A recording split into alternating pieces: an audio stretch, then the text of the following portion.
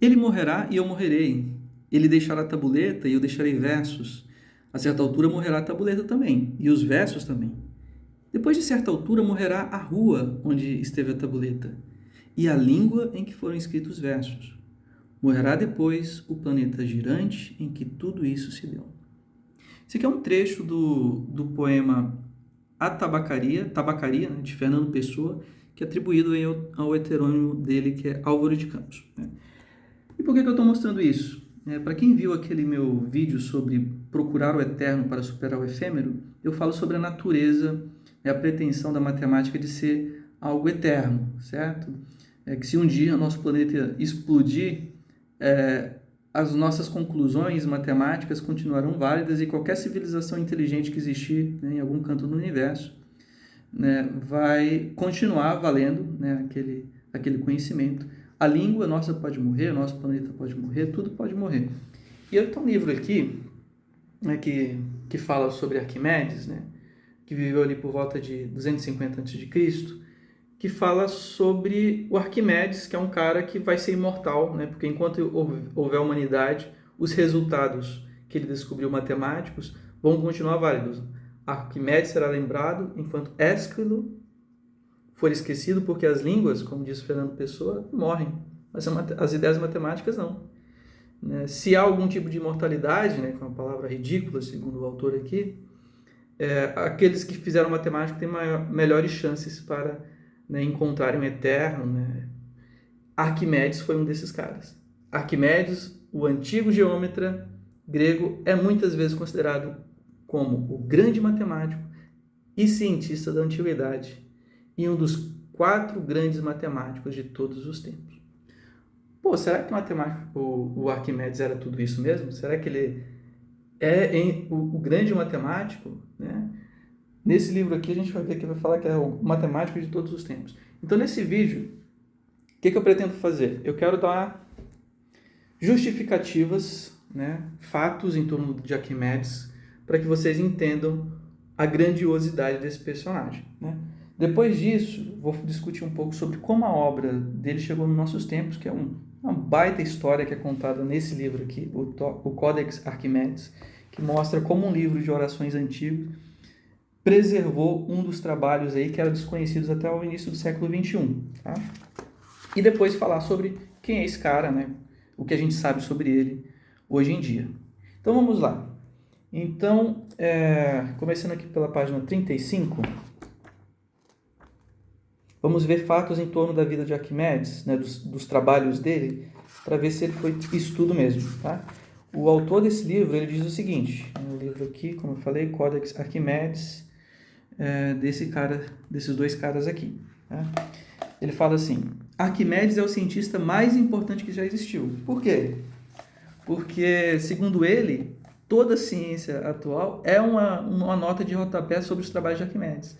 Ele pega essa analogia, né, da frase do Whitehead, que é um filósofo britânico, que diz que toda filosofia europeia é um rodapé que cita Platão. Ele fala a mesma coisa.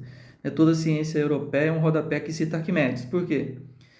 Galilei, que foi um dos caras aí que começa a revolução científica, né, com esse seu trabalho Diálogo sobre duas ciências, cita explicitamente Arquimedes, né, e ele expressa ali toda a sua admiração sobre Arquimedes, que é um cara que viveu 1850 anos antes dele, e ele estava usando, né, resultados do Arquimedes para falar sobre aproximação de curva, né, estudo de movimento.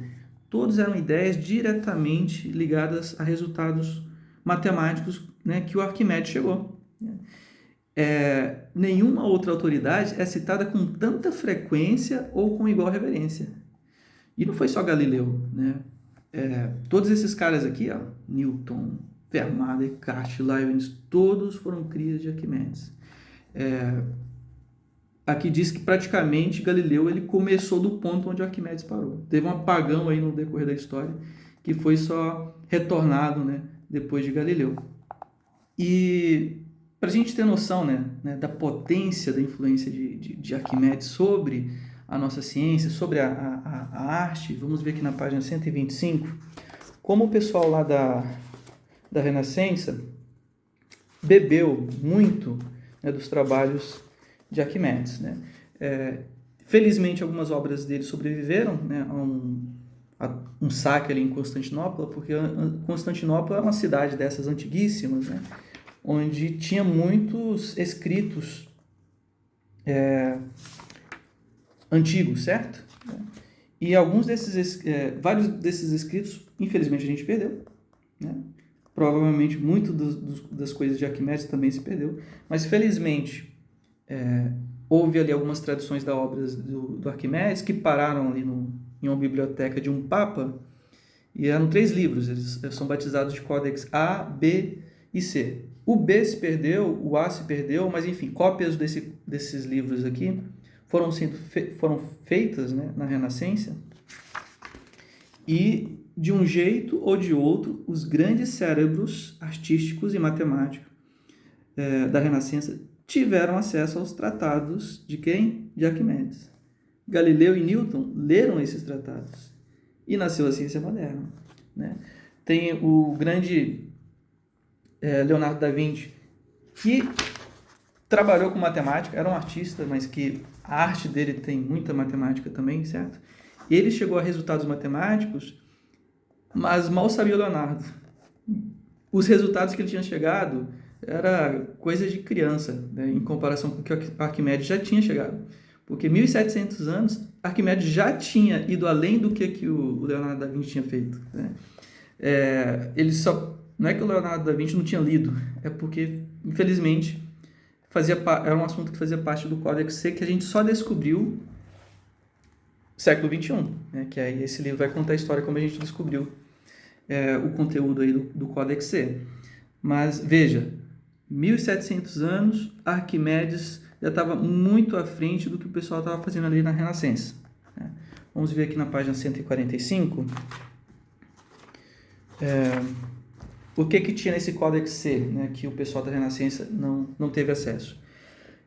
Um dos trabalhos que estavam presentes nesse Códex, né, perdido é o método, que sobrevive apenas nesse palimpsesto, né, que a gente viu aqui, esse livro velho, um livro de orações, que tinha debaixo ali das orações o método, tá? E o que tinha lá de interessante? O cara já estava fazendo trabalhos que lembram o cálculo moderno, né?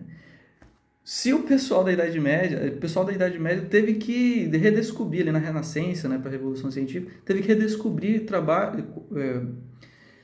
conceitos que o Arquimedes já usava, já brincava, né? E vamos ver aqui na página 74 o que esse método 74 fala de uma carta que ele escreveu para Erastóstenes, que era um bibliotecário lá de Alexandria. E aí faz assim, uma carta onde contém o tal do método, né? Arquimedes para Erastóstenes, cumprimentos. Como sei que você é aplicado, um excelente professor de filosofia e muito interessado em toda investigação matemática que possa lhe chegar às mãos, pensei que seria apropriado escrever e lhe expor um certo método especial. Presumo que haverá alguns na geração atual, assim como nas futuras, que, por meio do método aqui explicado, estarão capacitados a encontrar outros teoremas e que ainda não nos coube compartilhar, né? E veja, né, ele desenvolveu um método e ele sabe que ele é muito poderoso, quer compartilhar, e ele acha que vai ser útil até para gerações futuras, né, descobrir novos teoremas. E nesse livro que fala sobre a história do cálculo, né, O Poder do Infinito, o Steven Strogatz, ele comenta sobre esse trecho aqui, né, mostra sua emoção, né, quando lê esse trecho. Ele fala que quando leu isso trouxe lágrimas aos seus olhos. Por quê? Por causa da nossa natureza efêmera, né? Como eu falei naquele meu vídeo, buscar o eterno para superar o efêmero, a gente tem noção da nossa finitude, mas a gente também tem noção da infinitude da matemática, né? Ele reconhece que há muito a ser feito, que existem outros teoremas que ainda não descobrimos. Todos sentimos isso, todos nós matemáticos. Nosso assunto é interminável. Humilhou até Arquimedes, né? Então veja que bonito, né? Que condiz muito aqui com, né, o que o cara disse, né, sobre a imortalidade, buscar a imortalidade, sobre Fernando Pessoa falando, né, que tudo morre, tudo é efêmero, mas a matemática está aí, os resultados de Arquimedes está aí. Então, beleza. Agora, espero que com isso vocês tenham tido ali um gostinho do que é a figura do Arquimedes. Agora vamos ver um pouquinho sobre como é que os trabalhos deles chegou até nós, né? Então aqui no prefácio fala sobre a cidade, né, Constantinopla, que preservou ali muito dos textos da antiguidade, mas que infelizmente houve um saque lá, que aquilo ali foi muito ruim, né, queimaram muito dos clássicos. Felizmente alguns dos trabalhos sobreviveram, né, foram traduzidos. O Códex C era um desses trabalhos que tinham sobrevivido, mas enfim, se perdeu, a gente não sabe. Acabou parando em um mosteiro católico lá em Israel, que aí foi descoberto por um acadêmico ali da virada do século XIX para o XX e se perdeu novamente. Foi para uma coleção pessoal de alguém na Europa e foi redescoberto ali no final da década de 90, né, do século passado, e foi leiloado. O ministro da Cultura da Grécia foi lá para tentar arrematar, mas acabou perdendo para um outro cara milionário, né, dos Estados Unidos. E ninguém sabia o nome de quem é esse cara, né? Mas ele conseguiu pagar ali 2 milhões de dólares para esse livro antigo, sujo, feio. E, enfim, né? E aí o bom é que o milionário ele não deixou na coleção pessoal dele, ele montou uma equipe multidisciplinar com linguistas, né, que manjavam de grego, pessoal que trabalha com ciência da computação para fazer escaneamento através de imagens, físicos, né, para tentar fazer o quê? Para ler o que estava escrito debaixo do livro de oração. Porque o que aconteceu? Né? Esse trabalho de Arquimedes era um livro, né? Era um códex, tal como a gente conhece hoje, é um livro assim, só porque era de couro. E aí o escriba, faltando couro para escrever as orações, foi lá, pegou as obras do Arquimedes e raspou e escreveu a oração por cima. Né? E agora o trabalho estava ali no fundo da oração alguns diagramas, né, que já eram conhecidos, né, eram trabalhos conhecidos de Arquimedes, mas tinha outros que pareciam inéditos, né, que eles não conheciam, que no caso é o método. Né? E aí esse pessoal, né, esse milionário gastou mais um outro uma fortuna para conseguir ler o que estava escrito nesse livro. Então, assim, para quem gosta de arqueologia, né, trabalho de detetive, porque os caras tinham que ler, interpretar, foi um trabalho muito grande. Né? Esse livro aqui vai contar toda a história de como foi recuperar essas obras do Arquimedes. Quantas obras eram? Eu vou mostrar aqui quais eram obras inéditas que estavam presentes no Códex C. Tá? Mas vamos falar um pouco agora da história desse cara. Quem foi Arquimedes? Onde ele viveu? Então ele viveu na ilha, chama Siracusa, né? Na cidade de Siracusa, que fica na atual ilha que a gente chama de Sicília, ali na Itália, certo? Era território grego, então está aqui a Grécia, veja aí que está próximo, né? A região próximo também de Alexandria, onde ele foi estudar, né? Os pais mandaram ele para estudar lá. Então tá, um pouco sobre a ilha, né? Provavelmente foi habitada ali 734 a.C., era um lugar muito próspero, a próspera cidade do mundo antigo, despertou inveja e ciúme a vários outros povos, entre os quais os cartaginenses, que numa invasão procuraram apossar-se da cidade, né? Mas foram derrotados. Enfim, era uma cidade muito próspera, né? Tinha muita cultura. Fala aqui sobre, com o passar do tempo, os siracusanos começaram a se dedicar à ciência, filosofia, arte, como bons gregos, né? Fazendo surgir astrônomos, oradores, médicos, escultores, etc. Chegaram até a receber visitas ilustres como a do Platão. Né? Mas faltava uma coisa. O que faltava? Não tinha existido cidade mais feliz, rica e invejada que Siracusa. Mas, apesar de tudo, ainda faltava algo ou alguém para projetar o nome da cidade ao longo dos séculos. uma personalidade que se tornasse imortal por sua sabedoria, assim como foram Pitágoras de Samos, Euclides de Alexandria e Aristarco de Samos. Foi aí que a natureza entrou em ação.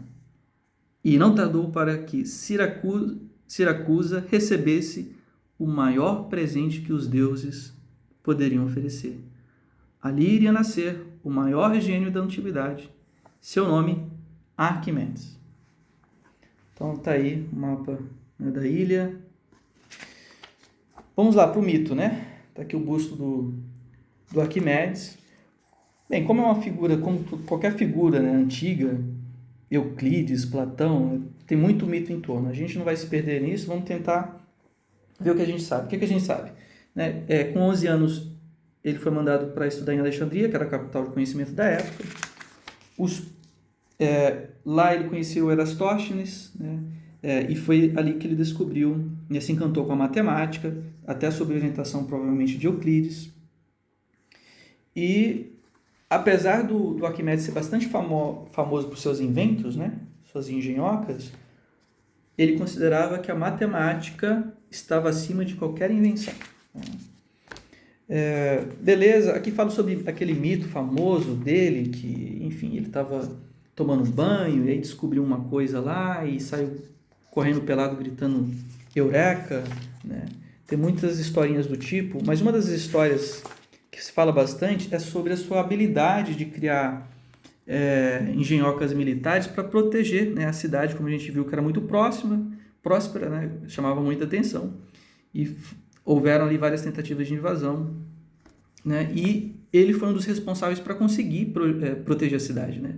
Os soldados rumaram em direção às muralhas que cercavam Acradine, o bairro onde Arquimedes morava. Então, procuraram alguma maneira de entrar na cidade.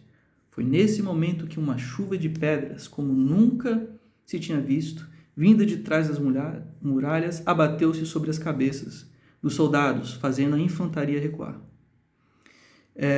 E aí, Plutarco ele escreve o seguinte, né? Disse que um comandante romano certa vez perguntou aos seus soldados: quando é que havereis de pôr fim a essa luta contra um matemático que, apoiado facilmente no mar, brinca com nossos navios e arremessa contra nós uma porção de projéteis como se fosse mais forte do que os gigantes de 100 mãos da mitologia. Os romanos, desgastados por um inimigo invisível, começaram a pensar que estavam lutando contra deuses. Marcelo escapou ileso e, ridicularizado entre seus próprios engenheiros, disse: temos que abandonar a luta contra esse briareu geômetra que, sentado na praia e agindo como se estivesse apenas brincando, exercita tiro ao alvo com nossos navios e nos atinge no momento com tal quantidade de dardos que ultrapassa mesmo o briareus da mitologia. Então veja só, o cara era foda.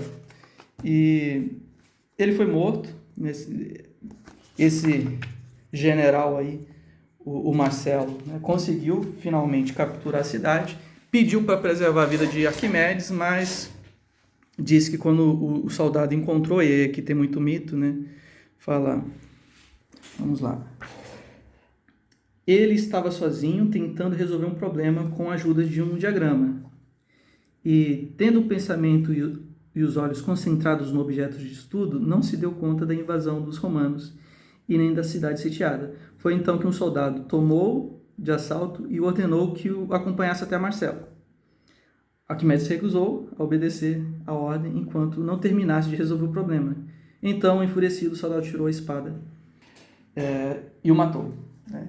E disse que isso afligiu muito Marcelo, né? Porque, eu queria esse cara é muito foda, né?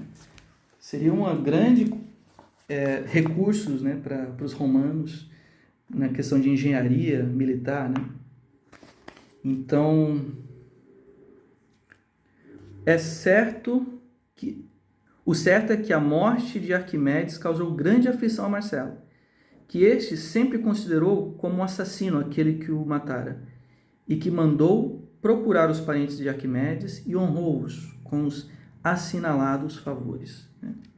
Muitos anos depois, lá 75 a.C., o Cícero, procurador de Roma, lá na Sicília, ele saiu louco tentando procurar o túmulo de Arquimedes, porque veja a lenda que Arquimedes virou, né? Os caras romanos tinham maior admiração por esse grego, né? E ele falou que conseguiu encontrar o túmulo, né, de Arquimedes, porque viu lá. Vamos ver aqui, até descobrir o sepulcro. Aqui fala como é que ele descobriu. Pequena coluna em meio do mato, no qual estava a figura de uma esfera e de um cilindro, porque era uma das coisas que diziam, né? Que no túmulo ele pediu, o Arquimedes falou que queria no seu túmulo esse símbolo da esfera e de um cilindro, que ele considerava uma das maiores conquistas intelectuais, né? Matemáticas dele.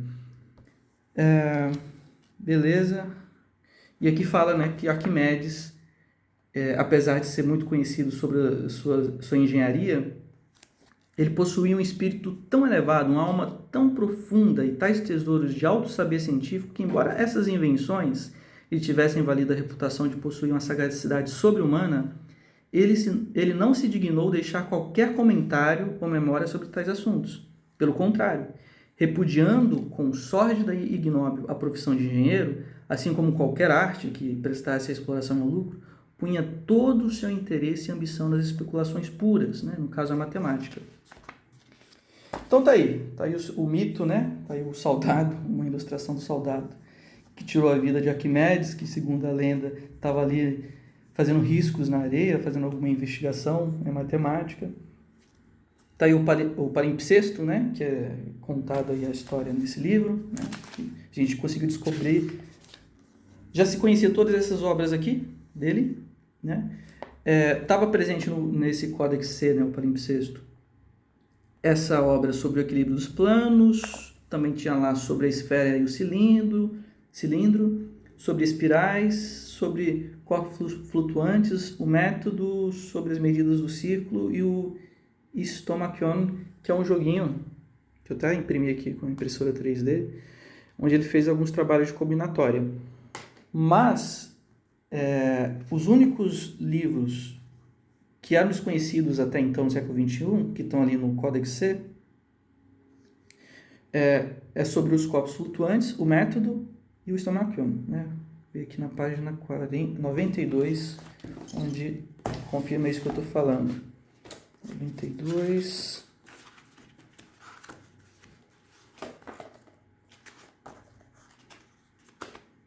Aqui. Porém, ele é a única fonte de o método, Stomachion e corpos flutuantes, certo? Todas essas outras coisas aqui também, ó, esses trabalhos, estavam presentes no livro lá de orações, né, que foi descoberto. E é isso, gente. Aí agora aqui o livro vai apresentar as obras de Arquimedes, né, propriamente ditas, né, começando sobre o equilíbrio dos corpos, né, com comentários para ajudar a entender, e aí vai. Então, é um livro assim, que vale muito a pena você adquirir. Está aqui o famoso método, onde tem aqui o trabalho psicodélico do Arquimedes, de tentar encontrar qual que é o valor da área, né, em torno, abaixo de uma curva, uma parábola, e ele mistura física, mecânica e matemática e ideias, né, que viriam a ser usadas para o cálculo diferencial integral. Está presente nesse trabalho louco aqui, psicodélico, do Arquimedes, né? Espero ter conseguido dar uma visão, né, da grandiosidade desse cara, né? Eu tenho uma profunda admiração desse personagem, né? Ele me inspira muito. É um desses caras que procuraram o eterno, né? Procuraram a matemática. Enquanto houver humanidade, a gente vai lembrar, né? Espero, né? Depois de tantas intempéries aí da história, a gente ainda está falando dele e espero que a gente continue falando enquanto existe humanidade. Então, quero agradecer aqui os membros do canal por todo o apoio, né? Deixa eu scrollar aqui devagarinho para mostrar todos eles. Ops. E é isso, gente. Fui.